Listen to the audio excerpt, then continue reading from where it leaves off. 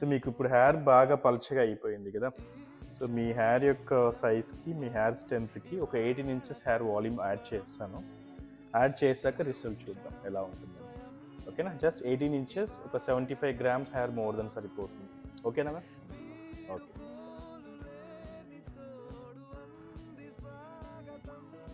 Capsule place కాకుండా నార్మల్గా ఉండే హెయిర్ని నార్మల్ కోమ్తోనే కోమ్ చేసుకోవచ్చు.